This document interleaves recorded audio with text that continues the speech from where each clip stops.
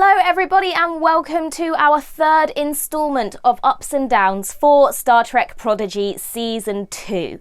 Now in today's video I will be covering episodes 11 to 15. If you haven't watched the first two instalments, I would suggest going back and watching those first. You've got the first week with Sean, the second week with me. I'm here this week and Sean will be back for the final 5 episodes next week as well. I had a lot of people asking after last week's video where my t-shirt was from. So I have got the name of the wonderful artist on Twitter here on screen now, and I would highly recommend that you do go and check out their wonderful designs. This one is also one of their designs, and a percentage of their earnings does actually go towards breast cancer research. So for a very good cause, and also some wonderful artwork. But enough of that, shall we get into some ups and downs for Star Trek Prodigy Season 2.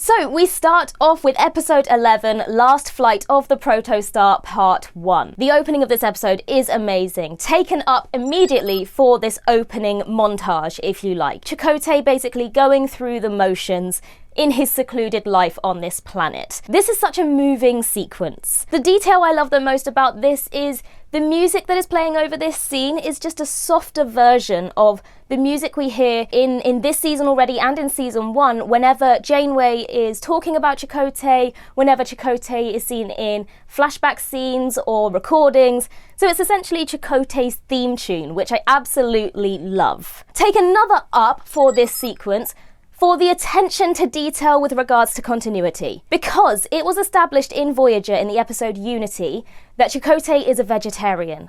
And you'll notice here that he catches fish, or whatever the alien version of this fish is, but he doesn't eat the fish. He collects the eggs and puts the fish back. The continuity is beautiful. He still remains a vegetarian. I love it. It's brilliant. He also is carving these little figures to create a full chess set. Now we very clearly have one of Janeway here, and the last one that he does is Adric, who is mysteriously, suspiciously missing from these scenes so far. I'm sure he's fine. Then, just as Chakotay is having just a moment of contemplation, his trap gets set off, and here are our wayward crew caught in his net.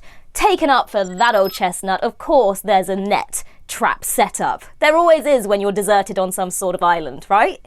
But Chakotay isn't as friendly as this wayward crew, remember. Well, 10 years secluded on your own on a planet probably would do that to you. Now another thing I love about this sequence here, taken up to the subtleties in the animation, particularly when Janka makes a joke about Adric, the slight tightening of Chakotay's grip around the pole that he's holding, so minute, but also so poignant. Absolutely wonderful. Also, anyone getting Star Wars vibes from the pole thing? Just made me think of Rey. So the crew basically reveal the whole wibbly-wobbly, timey-wimey situation to Chakotay, and they inform him of their mission to return the Protostar to Tars Lamora. And his response to them? No! He's quite aggressive. He repeats his vow to keep the weapon that's on board the Protostar away from the Federation, and he actually gets quite aggressive towards Gwyn, which is when Dal steps in and with all the confidence in the world announces that they already set it off. Taken up for JC Unison speaking. Both Hologram Janeway and Chakotay. You what? Getting major mum and dad vibes off these two. Also, taken up, we have the return of Hologram Janeway. Now after her very touching sacrifice at the end of season 1, I, just like Rock, am so happy to see that she's making a return in this season, and the way that they've gone about it I think works so well, because you don't want to diminish the sacrifice that she made in season 1, but it works so well here. Yay for Hologram Janeway! But anyway, Chakotay's still not convinced by this, so he leaves the kids to fend for themselves in the oncoming ion storm, and Hologram Janeway she disapproves. Let's just say she disapproves. Dal then, of course, is banging on the door, demanding that it's their ship or our ship or my ship or whatever he likes to say, but, not acknowledging that it also could be Chakotay's ship. And I was all ready to down Dal's behaviour again, but I don't need to. Taken up Majel for actually calling Dal out on the fact that he needs to look at the bigger picture here and fighting over whose ship it is. not really priority right now. Thank you, Majel. Someone needed to say it, and I'm glad it was you.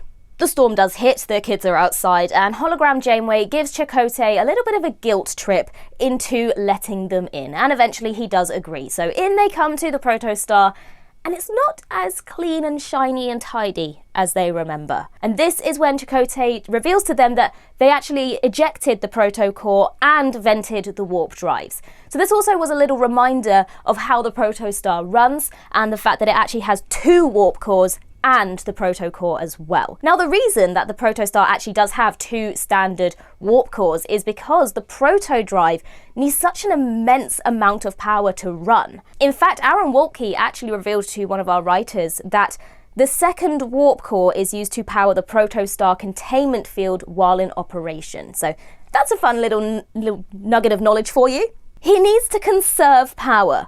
He literally ejected the most important elements of the ship, which means he was permanently stranded here, couldn't get home, and yet he still keeps the hologram Janeway running. Oh my JC heart. He can live alone on this planet, secluded and whatever, as long as he's got Janeway by his side. To be honest, it's probably a good thing that she is still around, because she does reveal that Chakotay is a captain who has lost his entire crew. Hence why Jankum's really poorly timed joke about Adric earlier really hit a nerve in Chakotay. And what follows is such a lovely, touching, beautiful scene taken up for this entire sequence, where hologram Janeway basically explains that Adric had a plan to try and get them off the planet. And she also talks about Chakotay's grief and his guilt at the fact that he just dismissed Adric's plan altogether and then lost him. The music in this scene is really touching. I've spoken about the music in last week's Ups and Downs as well. I think Nami Melumad's music is absolutely beautiful.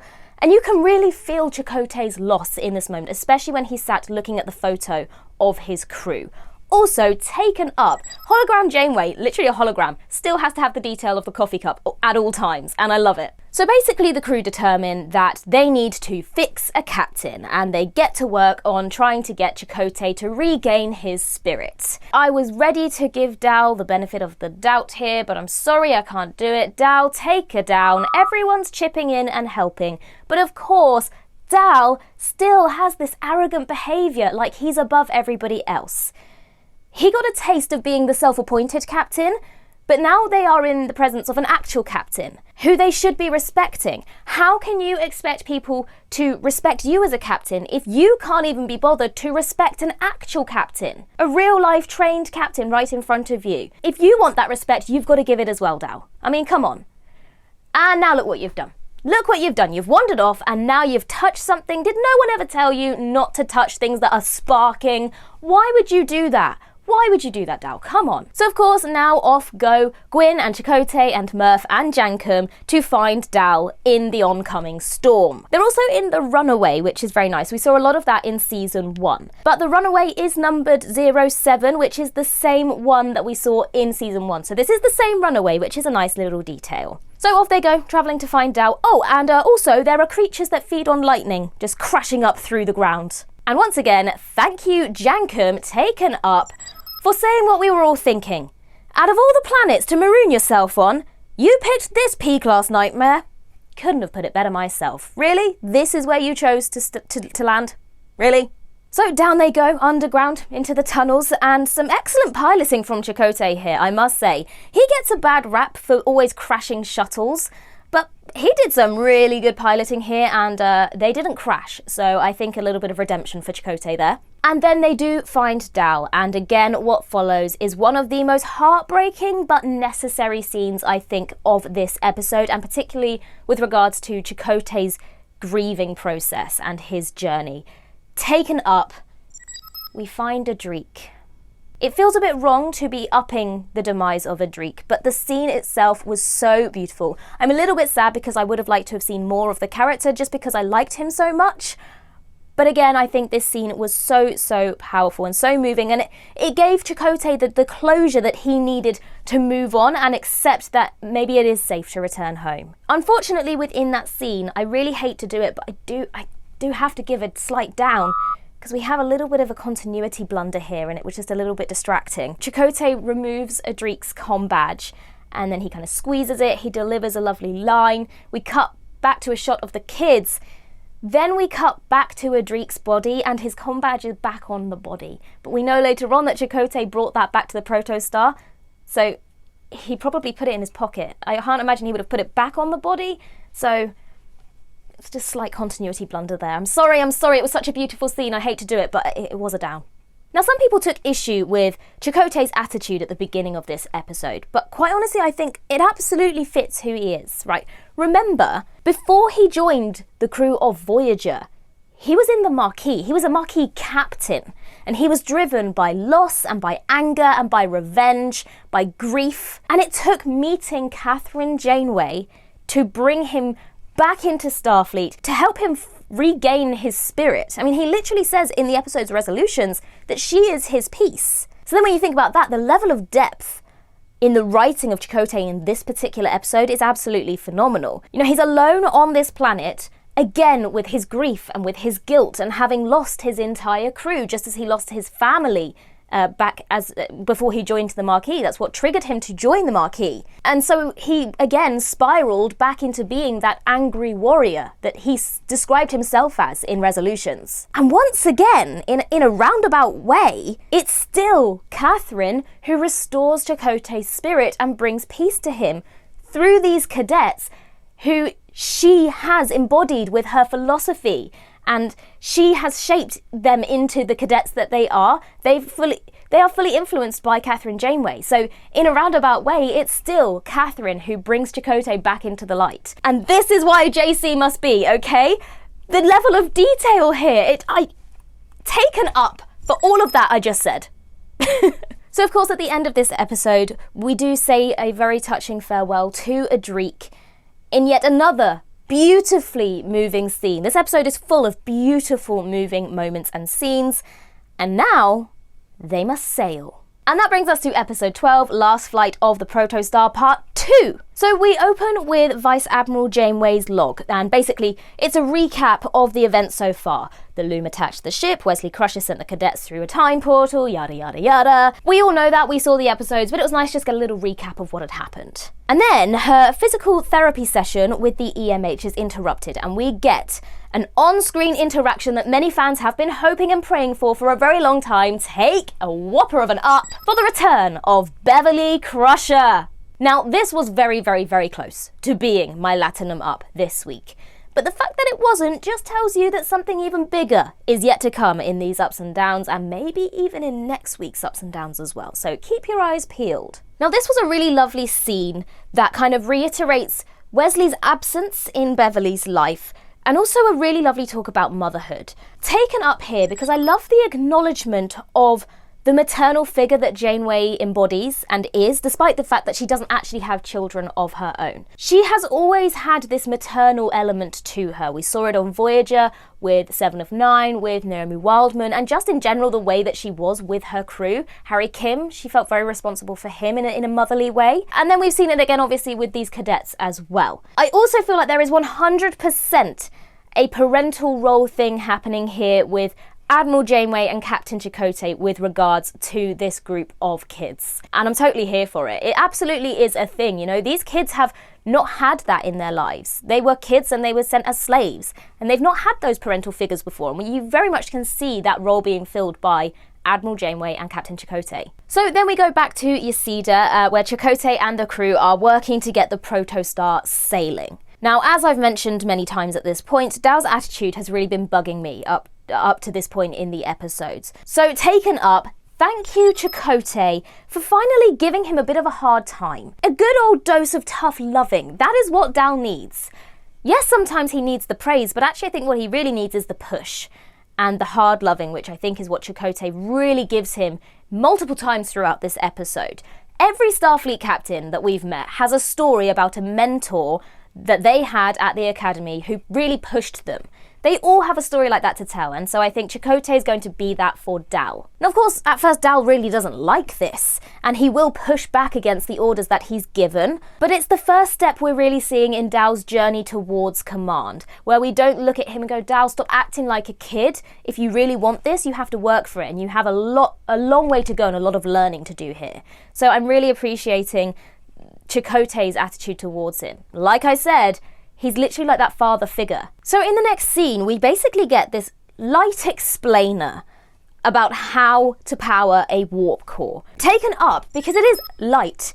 It's for this new audience. They don't ram all this techno babble at you and expect you to understand it. It's literally the simple facts that you need to know. There's no over-the-top techno babble. They just tell you exactly what the main points are that you need to know about how a warp core operates.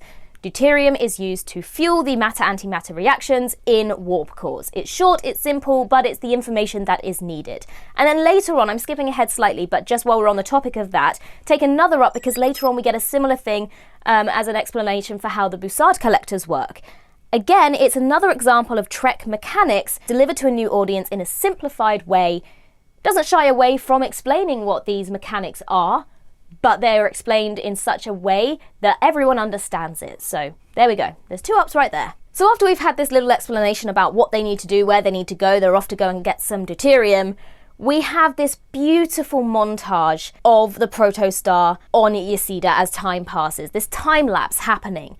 Taken up, it was absolutely stunning. In fact, all of the visuals of this planet have been absolutely breathtaking, but seeing that time lapse of sunsets and sunrises and nighttime, it's just absolutely beautiful. We have a little bit of a hiccup where it gets stuck on a rock, but that all gets fixed and off we go into the clouds on the HMS Protostar. One question I do have, everyone's helping with the sailing, I get that right, but who thought that it was a clever idea to put Murph on lookout? I'm sorry, but that has to be a down. You've put the one crew member that nobody can understand, arguably in the most important job. And then when something does come up, instead of shouting what the problem is, Murph's just making noise. Wouldn't it be more sensible to put someone up there who can literally shout, "There's rocks right ahead"? Yes, there are rocks right ahead, and we need to change direction, and Dal, that's the wrong way. Dal, that's the wrong way. Oh my goodness, oh my god. Obviously, Dal is not happy about the whole situation here. You know, he doesn't like to be wrong about things. He's clearly been put in his place. But it actually finally gives us a moment to, A, understand why he's being so forceful in being captain, and the explanation, obviously, that he saw a glimpse of his future and he doesn't think it's ever going to happen, and so he's really pushing for it to kind of change his fate. We also get a moment for Chakotay to switch from being bad cop for a while to good cop. For him to be that mentor. Like I said, you need someone who gives the tough loving, but also to know when to sit there and actually go, right, now let's address the real issues here. And for that alone, taken up, because it was just such a beautiful moment. A moment for Dal to allow his guard to come down and to admit that his confidence is just an act, which we all knew, but it's nice to see him acknowledge that. We have the line from Chakotay where he says, "I never truly belonged until I became Janeway's number 1. I wasn't a captain, but we shared something greater, a cause I believed in." Now, I mean, my JC heart obviously beating very fast at this line and his admitting that Janeway is where he belongs. But beyond that, he is the perfect person to be having this conversation with Dal, because he is the perfect example of someone who went from being a captain in the Marquis to actually almost a demotion of sorts to be a second in command, and acknowledging that that was where he was needed, and that was his true purpose, and that's where he felt that he really came alive. And so of all the people to really give Dal this kind of pep talk, Chakotay was the perfect person for it. And again, what a beautiful moment taken up. So they do eventually arrive at the cloud, and of course they have to sail through a storm to get to what they need, because it wouldn't be simple. Of course it wouldn't. Along the way, the ship ends up flipping belly side up. Let's take a quick up for all of the upside down shots of the Protostar bridge. That was really, really great. I really enjoyed that. Basically, the crew need to manually angle the rudder on the ship, the kind of man-made rudder that they made. So they got to go back up top. So while they're up there, of course, it's not all going to go smoothly, and Chakotay ends up going overboard. Oh, that doesn't make me happy. But Dal doesn't even hesitate. He immediately jumps in after him to save him. Now obviously my Chakotay loving heart was in my mouth at this point because I really was a little concerned for Chakotay here. I was thinking, you've just brought him back, don't make him drown now in some gas cloud. But it's okay because of course Dal does actually save him, and we finally get some positive growth in Dal's character. I mean, he even echoes Chakotay's advice that he gave him earlier, proving that he actually was listening and he has taken that advice on board. Thank you. Thank you. This Dal is making me so much happier than the arrogant one we had previously. So they collect the deuterium that they need and up they fly. They are on their way. Voyager is 3,000 light years away though. Better find a way to get the proto-core online because otherwise it's gonna take a long time. Also, can we just address that final shot of hologram Janeway and Chakotay just looking like proud parents at their kids there. I'm telling you, total mum and dad vibes. Doesn't matter if it's hologram Janeway or Admiral Janeway. There's total mum and dad vibes surrounding these two with regards to these kids. Instant up, right off the bat. Look at that opening shot. In fact, Chris, hello Chris, could you please put that full screen and just do a slow pan from left to right? Just look at how stunning that shot is. I want to make that image my desktop background because it's just so beautiful. And then the beautiful visuals actually do continue as Rock then explains how a star is born. Again, taken up, it's just so beautiful. It's like watching Carl Sagan's Cosmos. It's brilliant. So they found a planet where they can collect the bosonite that they need to create a star for the proto-drive. So they beam down and something has devoured the planet. Now as they beam down, something has just sparked my attention slightly. And I'm afraid it probably does have to be a little bit of a down here. Chakotay. So they arrive on the planet and the first thing I notice is, Chakotay buddy, don't you think it's probably time to get a new shirt? Maybe have a shave. I think it's probably time to burn that shirt that you've been wearing for the last 10 years, don't you think? Come on, a little bit of hygiene here. You know, the ship is up and running again. So, come on, down. Hey, but someone that unusually I do have an up for is Dal in this moment, for he's actually contributing to the discussion and genuinely having a smart idea and being helpful. And that is all thanks to Papa Chakotay's wonderful mentorship. I'm telling you, this is exactly what Dal needed. And then of course we learn what has devoured this planet, taken up for the return of the Tribbles. But these aren't just normal Tribbles. Oh no. These are huge Tribbles with teeth. What? I don't remember Tribbles having teeth. All being that big. Alongside the wonderful excitement of the return of the Tribbles, and as great as it is to see their return, I will say that I couldn't immediately identify them.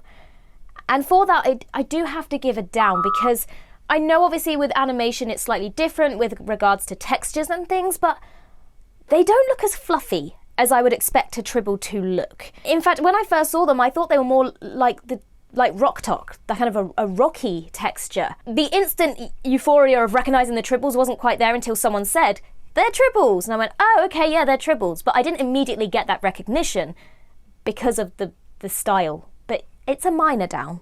So of course they are gonna run away from the giant biting Tribbles, but poor Zero doesn't quite get the hang of the whole running thing at the moment and gets injured. So Jankum escorts Zero back to the Protostar, which does actually lead me into another down, I'm afraid, because they started to beam out before Jankum had actually had a chance to ask for the beam out. Jankum literally said, Janeway, and before actually saying we need a beam out, they were beaming out. So, I mean, Janeway just jumping the gun a little bit there, because they might have just said, can you just tell us the location of something? Or they might have just wanted to check something.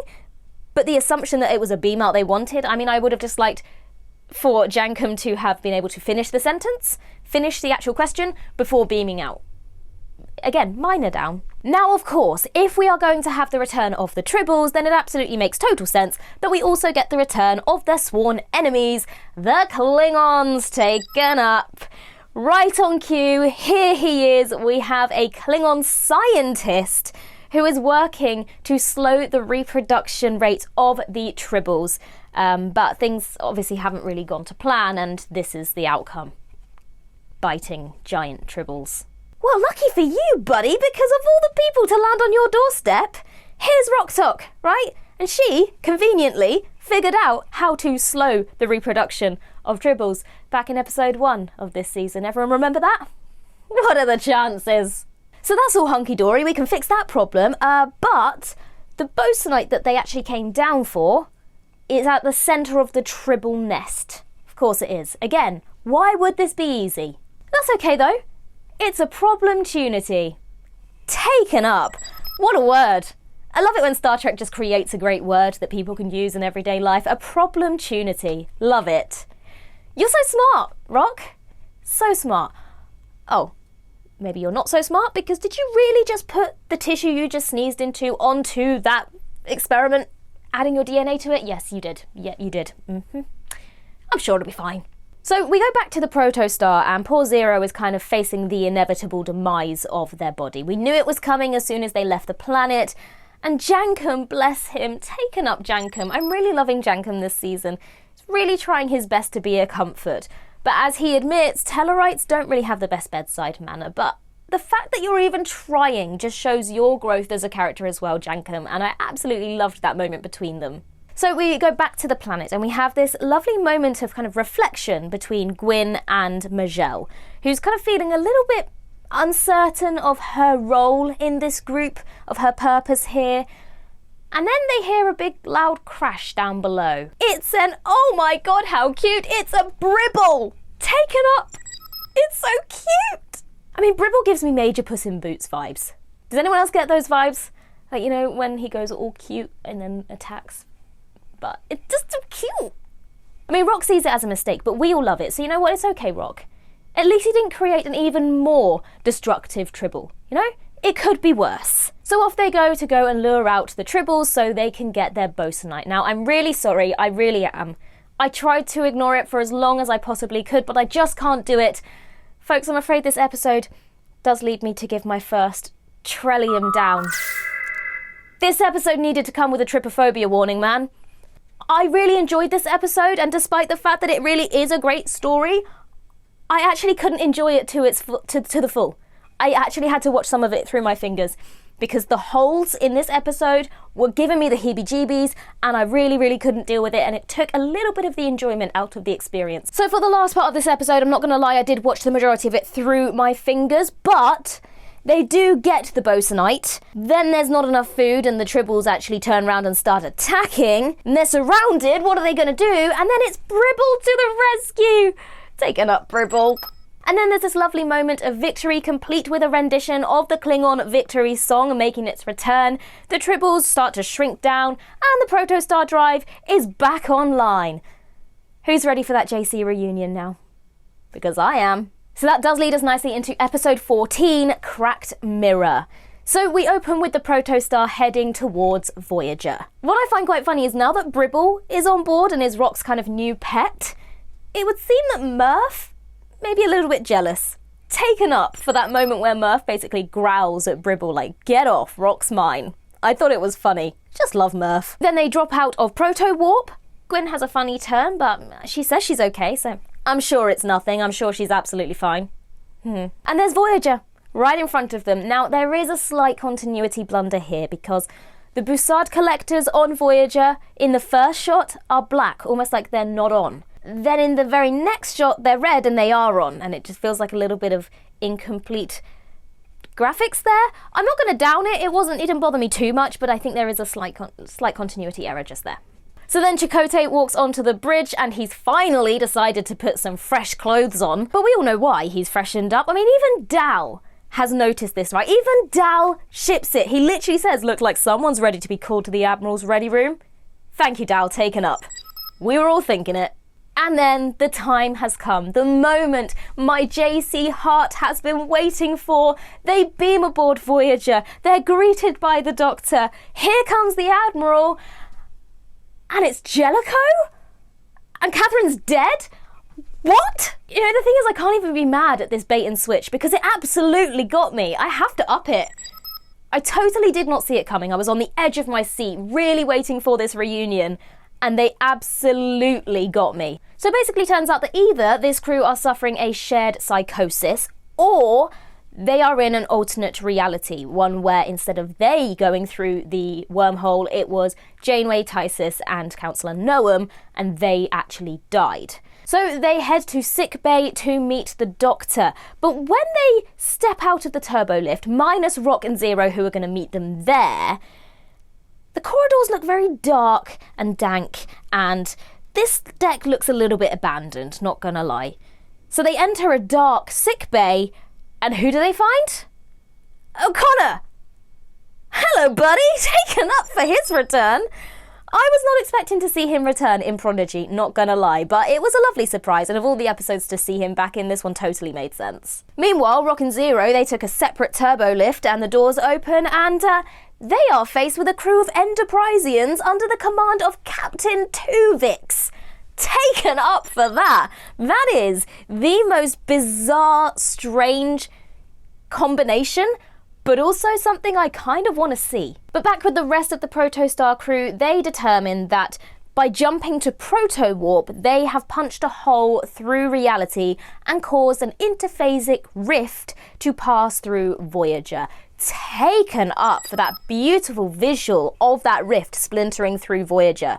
How stunning does that look? This show looks amazing. I will admit, like Dal, didn't fully understand everything they were saying, but they basically figured out a way to close the rift using the deflector dish. So they need to head to the bridge in order to do that. But Gwyn's armband won't actually sustain her for that many realities, that many different realities. So they thought they'd get Captain Ponytail to just beam them directly there instead. Except when they materialise, taken up, they're in the mirror universe, complete with a mirror Janeway and a mirror Chakotay. Now, this is actually the first time that we have seen the mirror universe versions of any Voyager characters on screen, at least in canon. I know we've seen them externally, but in terms of in the show, this is the first Voyager mirror universe situation that we have seen. Hi, slight correction. We have actually seen a mirror universe version of Tuvok in an episode of Deep Space Nine.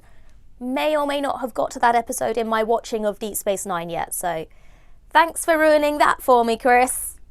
But my point does still stand. This is still the first Voyager-centric exploration of the mirror universe that we have seen on screen. Now, of course, you knew it was all coming, because not only do we have the mirror versions of Janeway and Chakotay, folks, we are now going to talk about my Latinum up for this week. We get Mirror JC, okay? No, I don't mean we've just got the mirror versions of the characters, we've got the mirror pairing of these characters. The thing about this is that by including these opposite versions of the characters, the show was able to give so many JC shippers the kind of more intimate interaction between these characters without compromising the integrity of the Prime versions of the characters. Now, regardless of whether they were in a relationship or not, Prime Janeway would hold a strict professional boundary between her work life and her personal life. There would be no public displays of affection between Prime Janeway and Chakotay, even if they were a couple. You know, that's just not who she is. She wouldn't do that. She's never done that. She keeps her work and her personal life very separate. But by having these versions of the characters, fans could be appeased with what they've been hoping for and wishing for so long without it interfering with the Prime universe. It was the perfect way to appease both sets of fans. It was perfect. Okay, my JC rant is over now. I'm so sorry. Thank you for listening to my TED Talk. Anyway, Mirror Chakotay is about to put the cute one into the agonizer. Oh, well, that was a mistake, buddy, wasn't it? Because Murph makes quick work of him, and Chakotay takes his place and poses as his mirror counterpart. Also taken up Murph for also taking on the disguise as well, complete with the goatee. So they're heading towards the bridge, and they've bumped into Mirror Janeway, who immediately sees straight through this disguise. So off they run down a corridor next to cetacean operations, but even the whales are evil, taken up for that line and taken up for Mirror Universe Jillian. So they do eventually manage to get to the bridge and start to recalibrate the deflector dish, but here come the loom. Just add a little bit more stress to the situation. Here come the loom as well. Oh, and now Mirror Janeway has found them as well. Could this day get any worse? So Chakotay tries to explain what's happening and she's like, why should I believe you? And then taken up for my favourite line ever written and ever spoken by Chakotay. Because no matter what reality we're in, I could never hurt you. Oh! Well, it's enough for Mirror Janeway to trust them all of a sudden, and she starts firing at the loom. Gwyn manages to get to the controls just in time, and finally they materialise back on the right Voyager in the right reality. And then, my friends, we finally get the JC reunion that we've all been waiting for, and it was just perfect. It was beautiful. My JC heart was bursting with joy and love. Taken up. It was such a great way to end the episode. Oh! And that takes us to episode 15, Ascension Part 1. Immediately, let's take an up for seeing those shots of the Protostar flying alongside the Voyager A. It really gives you the perspective of how small the Protostar is compared to other ships. And yet it's so important. And we open the episode with Dal's personal log. And basically the entire personal log is just highlighting that theme of family once again in this show. It's literally the key theme of this entire show. So while Dal is delivering that log, over the lines, maybe home isn't a place, it's the people you trust the most. We have a beautiful JC moment now that they're reunited. Now take note here because she takes his hand. Now, Captain Janeway in the Delta Quadrant would never have allowed that sort of intimacy between them, especially in a public area like the mess hall. It's really subtle, but so much can be read into that one tiny moment there. In fact, maybe I'll do a whole video on what that one moment means for their parameters and their relationship, but just for that little hand touch, taken up. So we then cut to Nova Squadron practicing on the holodeck, and Dal arrives, interrupting them as they are training. Now Zeph immediately jumps to belittle Dal, as he has all the way from the beginning of this season, but actually Majel jumps in to Dal's defense, which is a big change from the first episode where we saw them interacting. Taken up because we see the growth not only in Dal in this moment, we also see the growth in Majel and the change in attitude towards him now that they've been through all these things together, a little bit of camaraderie, and it was just so nice to see these characters making their way in Starfleet. We know they're capable, but it's nice to see them being accepted.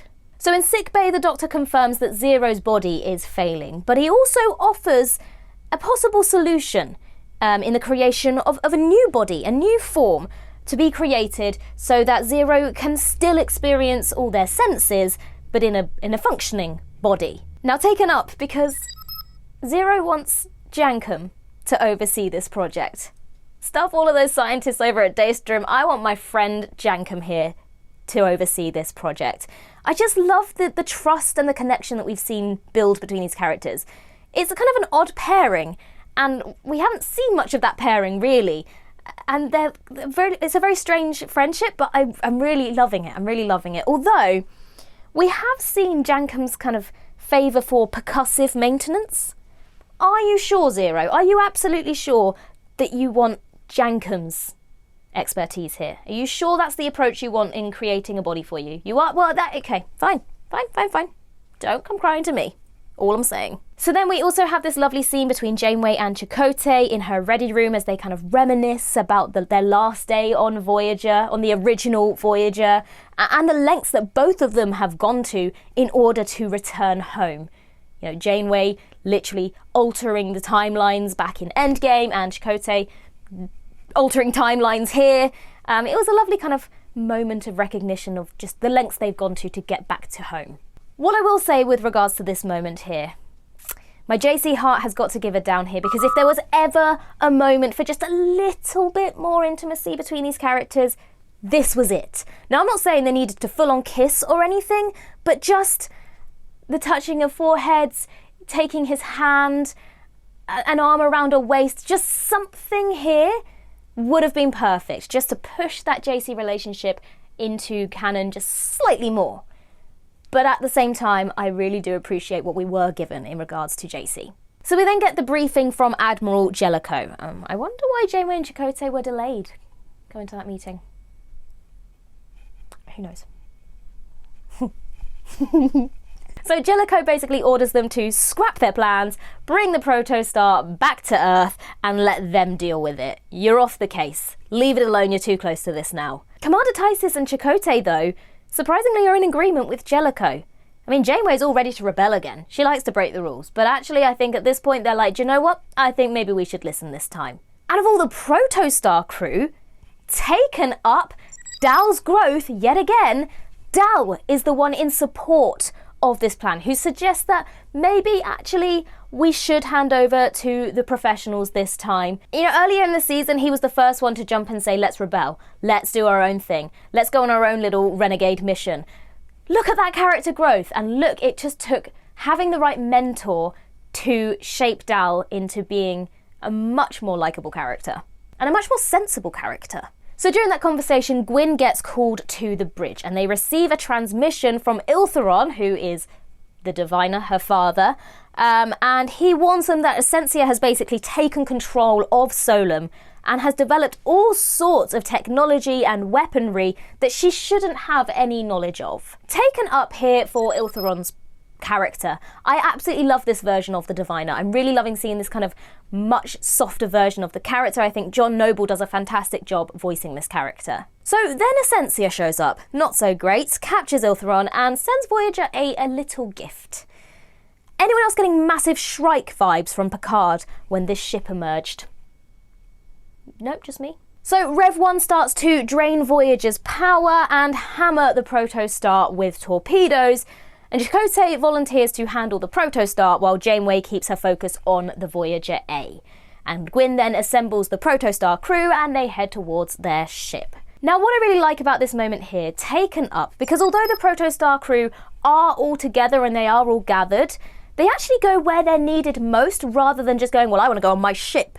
So the first one to do that is Dal, who instead of going, I have to be the captain of the Protostar, goes, actually, they're a man down here for the Nova Squadron, so actually I'm gonna go help there. And Zero's like, do you know what? They're getting bombarded down in sickbay, so I'm gonna go help in sickbay, rather than them all going, but we have to go on our ship. They're actually the growth in the characters to go where they're needed most as opposed to where they want to go the most. And what follows in the last 5 minutes of this episode is a sequence full of tension and high stakes and everybody working together, taken up for this entire sequence. You've got Voyager's shields failing, you've got the Nova Flyers being absolutely ambushed and can't get close enough to get the coordinates they need. You've got the Protostar swooping in and getting those coordinates just in time. Voyager fires! And what in the Tholian web is that?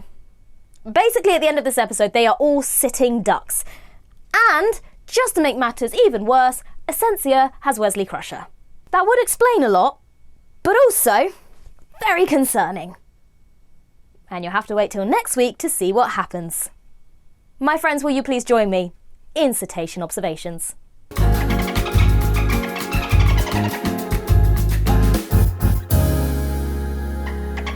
We have the continuity of Chakotay being a vegetarian as revealed in the Voyager episode Unity. It was an ion storm that caused a power surge in the Enterprise's transporter, resulting in our first ever trip to the Mirror universe in Mirror Mirror. Then in the far future, the Seed Vault USS Tikov is found suspended in an ion storm by the USS Discovery before her refit and then defit, so not the A just yet, and then Narn actually stayed there for a while. But this ion storm is a big one. In fact, it's the biggest that Chakotay has seen in years. The planet Yesida. Now, this planet was named after the writer of this episode, Deandra Pendleton Thompson's grandmother, Daisy. Yesida being an anagram of Daisy, who sadly passed away during the writing of this season.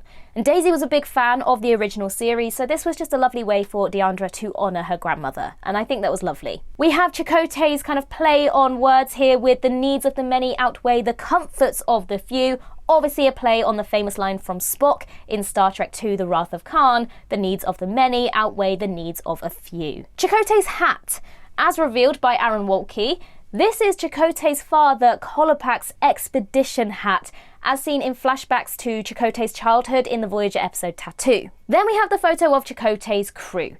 Obviously we have Adric in there, and it was confirmed by Aaron Waltke that Adric is a wingless Aurelian. You get who I'm trying to say.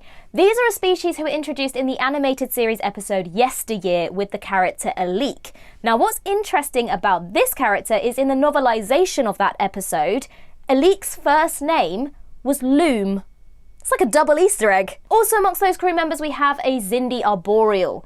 These were one of the 6 members of the multi-species Xindi race, and they appeared in several episodes of Enterprise. We also have an Andorian crew member. Andorians were one of the founding members of the United Federation of Planets, and we do already have an Andorian character in Star Trek Prodigy in the form of Commander Tysis, and we've seen Andorian characters throughout Star Trek's history. We also have a Bolian. Now we did see a Bolian baby being born in the first episode of this season.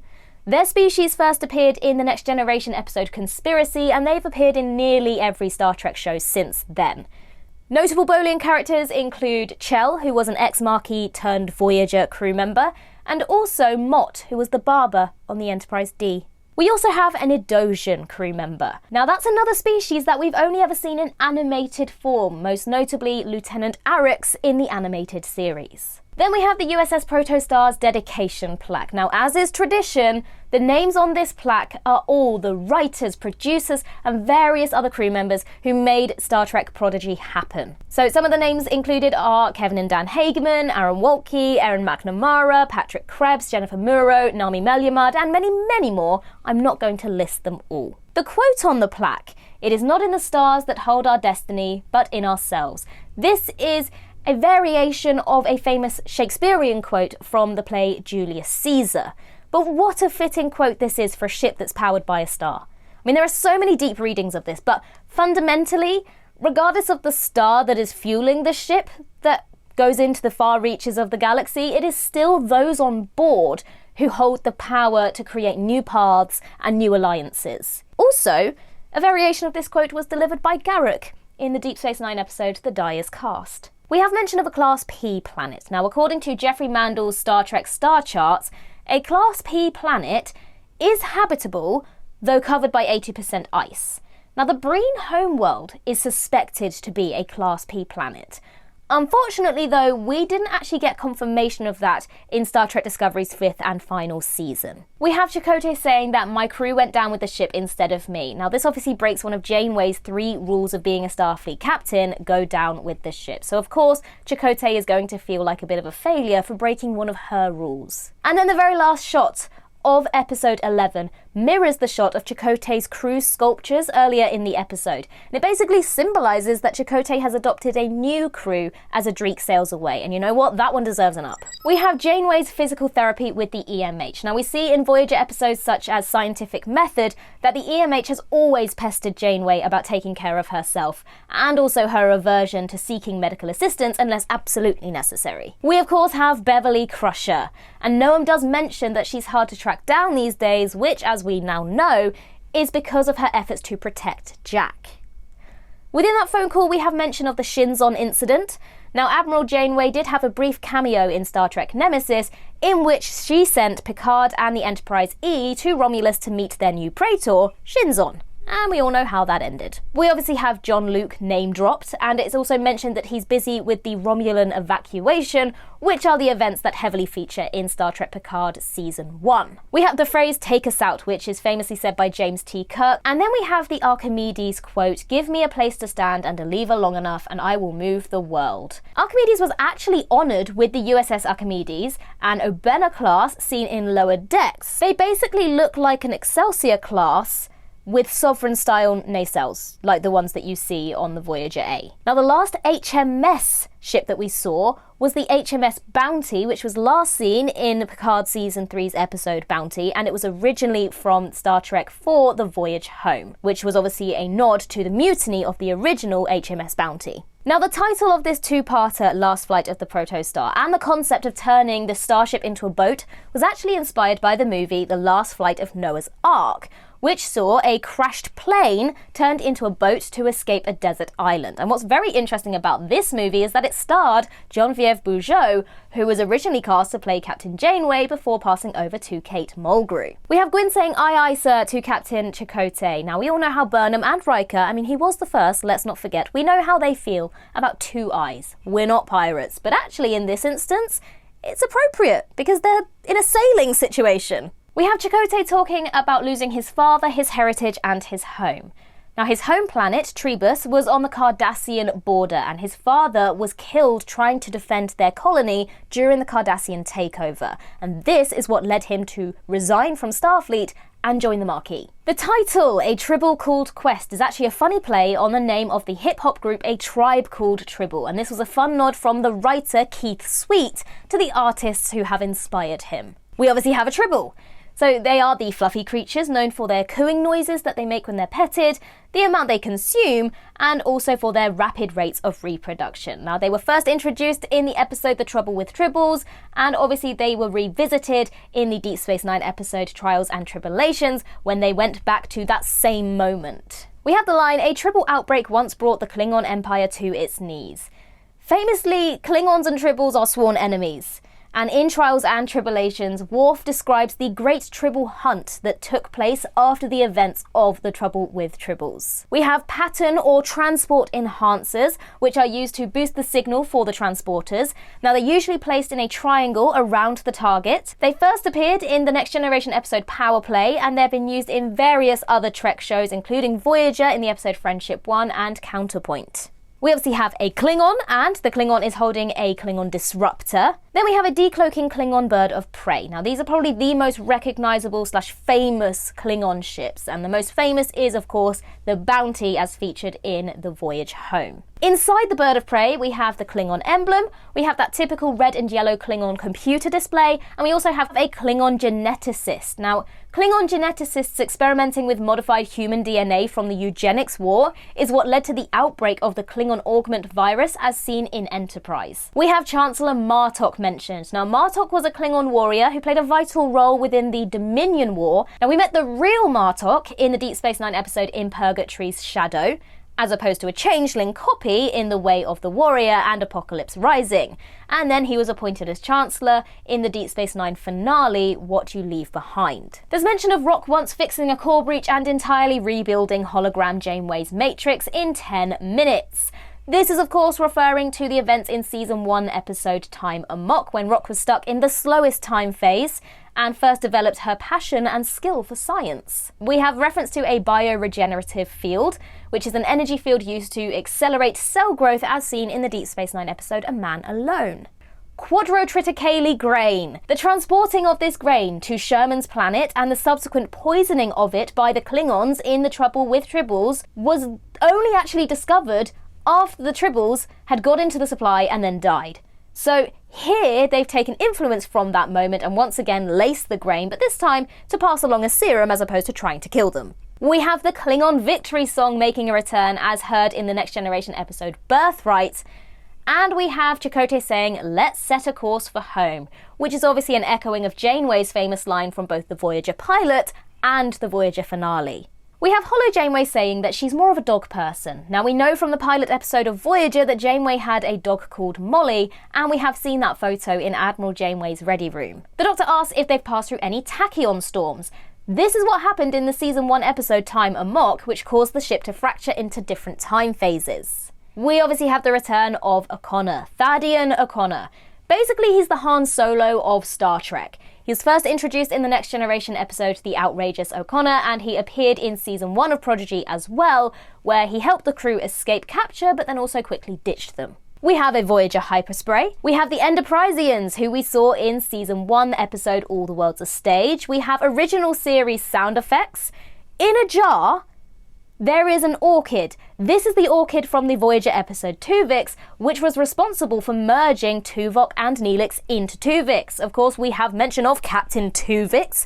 Not going to say any more about that, moving on. We have Chakotay saying that I've been through something like this before, which is in reference to the events of the Voyager Season 7 episode Shattered, where the ship is hit by a temporal anomaly and split into different times, with only Chakotay able to pass between them. We have the Mirror Universe. Of course, we have Mirror Janeway, and she has the shorter hair, as seen in probably the closest thing to a Mirror Voyager episode, which was the episode Living Witness. She's also wearing a Borg ocular implant, which is very similar to the one worn by 7 of 9, and this is a direct homage to the Star Trek Online version of Mirror Janeway. And there is a Mirror Janeway also depicted in the Smoke and Mirrors Mirror Voyager one-shot from IDW Publishing. We have the Terran Empire emblem, and Mirror Chakotay mentions safeguards to prevent travel between the two universes, which were established in the Deep Space Nine episode Crossovers. We have the Agonizer, which is a torture device used by the Terran Empire and most recently seen to be used in Discovery. We have Murph having his wonderful Puss in Boots moment, going from cute to deadly. We have thorium grease, which is used to make their mirror goatees. Now, Jake Sisko would be up to his elbows in it if O'Brien had his way, as heard in the Deep Space Nine episode Paradise. We have the fake prisoner routine. Is this Star Trek or Star Wars? We have the ISS Voyager A. Now, the Mirror Universe ships are known as Imperial starships rather than United starships, so there was a good attention to detail there. And when Chakotay reunites with Admiral Janeway, we see her place her hand on his chest. Now, this is something that she frequently did throughout Voyager. We see a Binar pair of scientists working to eradicate the living construct. Obviously, the Binar were first introduced in the Next Generation episode 11001001. There's also another scientist with green skin, so I would assume that that is an Orion. We have the Stellar Cartography Lab. Interestingly, we never actually saw stellar cartography on the original Voyager, and then later on it was kind of surpassed by the Astrometrics Lab. Now, we did see it on the Enterprise D, and this particular design seen in this episode is very similar to the one seen in Star Trek Generations. We also saw Starfleet Cartography Uplink on the Enterprise E in Nemesis, and in Discovery, the open center of the 32nd Century Federation HQ Ops could function as a holographic stellar cartography and a view screen. We have the line, "You hear that, Grom? Let's cut the chit-chat and concentrate." Grom is a Lurian, and a running joke from Deep Space Nine is that Lurians aren't actually very talkative, just like Morn. We have the Boothby Supernova. Now, clearly this was named after Boothby, the groundskeeper at Starfleet Academy. He was seen in the Next Generation episode The First Duty and appeared in various forms as a Species 8472 duplicate and a hologram in Voyager. The character of Zeph surely has to be named in honour of Zephyr Cochrane, no? We have mention of the Daystrom Institute, which is a Federation research and development facility, and it's mentioned many times across Star Trek, first seen on screen in the first season of Star Trek Picard. We have Janeway and Chakotay reminiscing about their last day on the original Voyager, which is a callback to the events of Endgame, when an alternate future version of Admiral Janeway travelled back to sacrifice herself to get them home. We have mention of the Romulan evacuation, which is of course the efforts to relocate those in the line of destruction of the Romulan sun going supernova. We have mention of the A500 androids, which were the synths created for manual labour who led the attack on Mars in Picard Season 1. We have the Department of Temporal Investigations, so basically they are the Federation's time police who oversee time travel events to prevent timeline contamination, as seen in the Deep Space Nine episode Trials and Tribulations, and more recently in the Strange New Worlds episode Tomorrow and Tomorrow and Tomorrow. We have Chakotay saying, "It's been a long road, Admiral." Again, we see what you did there. Jankum's line, "Voyager's draining juice like a dichoronium cloud creature." These were a non-corporeal life form that were featured in the original series episode Obsession, which is also the original series episode that featured Ensign Garavik, who then later went on to inspire the Enterprisians. We have another name drop of Lieutenant Paris, and then we have the force field created by Dreadnought's drones, which looks very similar to that seen in the original series episode The Tholian Web, and also other similar grid shields that are used by the Federation to protect planets and various stations. Whew!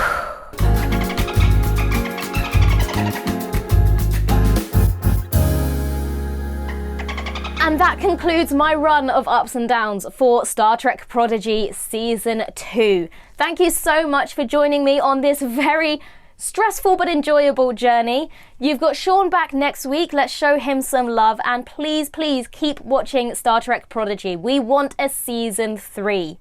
Thank you so much, everyone, for being so kind in the comments to my first video. I hope you enjoyed this one. Until the next time, have a wonderful, wonderful day and live long and prosper.